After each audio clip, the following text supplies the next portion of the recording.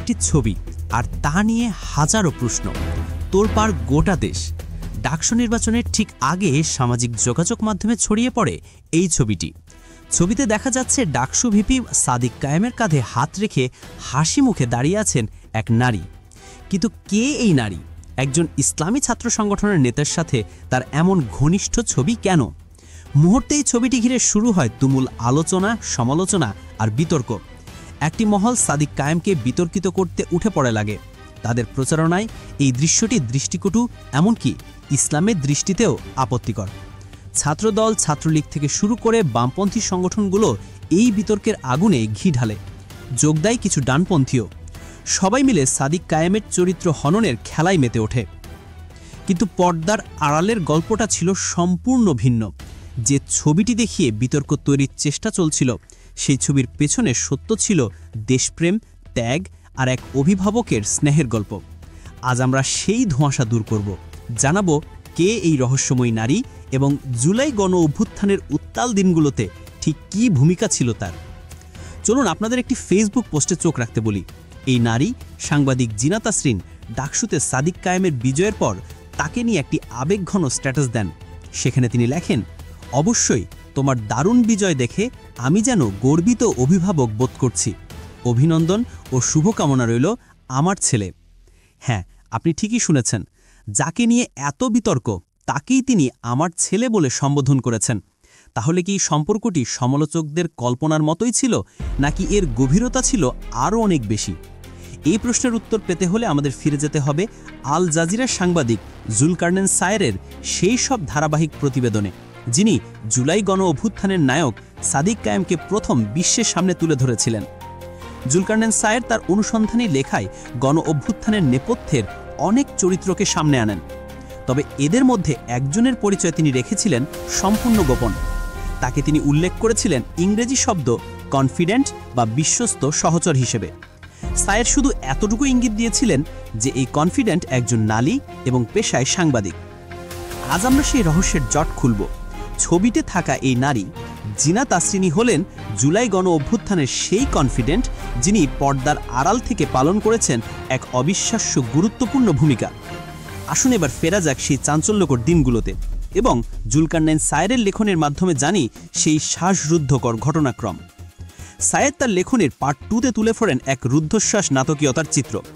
সময়টা ছিল 24 সালের 30 জুলাই। আন্দোলন তখন তুঙ্গে। আন্দোলনের অন্যতম সমন্বয়ক ফাহিম ও আন্দালিব বনানীর একটি বাসায় আত্মগোপনে ছিলেন।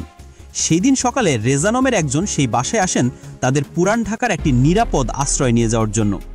কিন্তু সেখানে পৌঁছে রেজা বুঝতে পারেন জায়গাটা নিরাপদ নয়, কারণ সেটি ছিল আদালতের খুব কাছে। ওদিকে পুরান ঢাকার ওই বাসার পরিবেশটিও কোঅর্ডিনেটররা অসন্তুষ্ট হন এবং তারা বনানীর আগের বাসাতেই ফিরে যেতে চান। ঠিক তখনই দৃশ্যপটে আসেন সেই কনফিডেন্ট, অর্থাৎ জিনা তাসরিন। তিনি একেবারেই রাজি ছিলেন না। তার বিচক্ষণতায় তিনি বুঝতে পারছিলেন এটা হবে একটি মারাত্মক ভুল। তিনি দৃঢ় অবস্থান নেন। এরপর তিনি নিজে যোগাযোগ করেন ওহিদ আলম নামের এক ব্যক্তির সাথে এবং তার কাছে নিরাপদ আশ্রয়ের ব্যাপারে জানতে চান। ওহিদ আলম অত্যন্ত উদারভাবে রাজি হন। এরপর রেজাকে দিয়ে সেই ছেলেদের ওহিদ আলমের বাইং হাউসের সদর দপ্তরে পাঠিয়ে দেন জিনা তাসরিন। সেই জায়গাটি ছিল আগেরগুলোর চেয়ে অনেক বেশি নিরাপদ এবং সুযোগ সুবিধাও ছিল অনেক ভালো।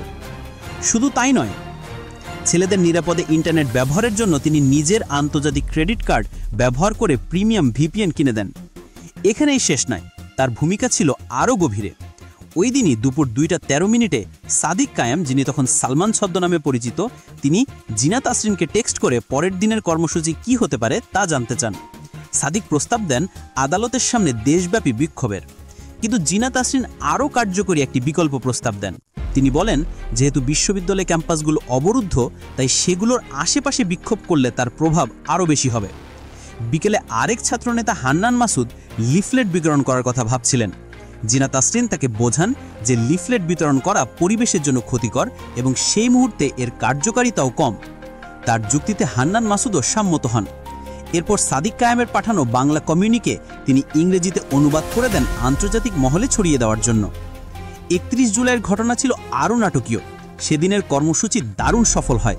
এরপর সাদিক কায়েম পরের দিনের জন্য লিফলেট বিতরণের মতো একটি নরম কর্মসূচির কথা ভাবছিলেন।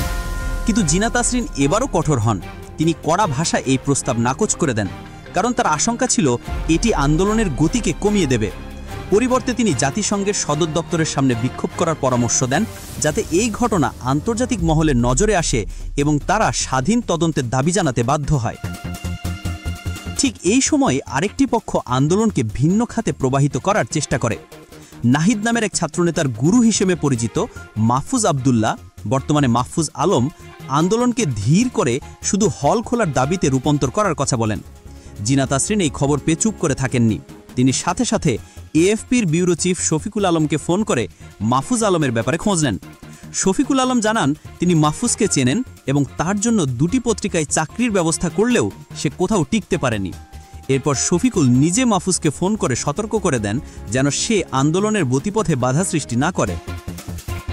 তাহলে একবার ভাবুন, যে নারীকে বিতর্কিত করার জন্য এই ছবিটি ব্যবহার করা হয়েছিল, সেই নারী ছিলেন জুলাই গণ অভ্যুত্থানের অন্যতম একজন অভিভাবক। তিনি শুধু সাদিক কায়েমদের আশ্রয় নিরাপত্তাই দেননি, দিয়েছেন বিচক্ষণ পরামর্শ, আন্তর্জাতিক যোগাযোগে রেখেছেন ভূমিকা এবং ভেতরের ষড়যন্ত্র থেকেও আন্দোলনকে রক্ষা করেছেন। সাদিক কায়েমের 9 ধাপ দাবি লেখা থেকে শুরু করে ইন্টারনেট ব্ল্যাকআউটের সময় বিভিন্ন মিডিয়া হাউজে সেই দাবি পৌঁছে দেওয়া, এই সব কিছুতেই ছিল তার অদৃশ্য কিন্তু শক্তিশালী সমর্থন। তাই যে ছবিটি দেখে সাদিক কায়েমের চরিত্র হননের চেষ্টা করা হয়েছিল, সেই ছবিটি আসলে এক ছাত্রনেতার প্রতি তার অভিভাবকের স্নেহের, আস্থার এবং ভরসার প্রতীক। আমার বাংলাদেশ অর্থাৎ এবি পার্টির সদস্য সচিব মোহাম্মদ হিজবুল্লাহ আরেফিনও ফেসবুকে এই বিষয়টি নিশ্চিত করার পর সকল সংঘের অবসান ঘটে। আসলে ইতিহাস সাক্ষী, সত্যকে কখনো ষড়যন্ত্র দিয়ে ঢেকে রাখা যায় না। শিবিরের সাদিক কায়েমদের যতই দমিয়ে রাখার চেষ্টা করা হোক না কেন, তারা আগ্নেয়গিরির মতোই সত্য ও ন্যায়ের শক্তিতে বারবার উদ্গীরিত হবে। দর্শক, এই পুরো ঘটনা নিয়ে আপনার কি মত? সাদিক কায়েম এবং সাংবাদিক জিনা তাসরিনের এই সম্পর্ককে আপনি কোন চোখে দেখছেন? অবশ্যই আপনার মূল্যবান মতামত আমাদের কমেন্ট বক্সে জানান। আর আমাদের চ্যানেলে নতুন হলে সাবস্ক্রাইব করে বেল আইকনটি বাজিয়ে রাখুন, যেন সত্য উন্মোচনের প্রতিটি পর্বে আপনি আমাদের সাথে থাকতে পারেন। ধন্যবাদ।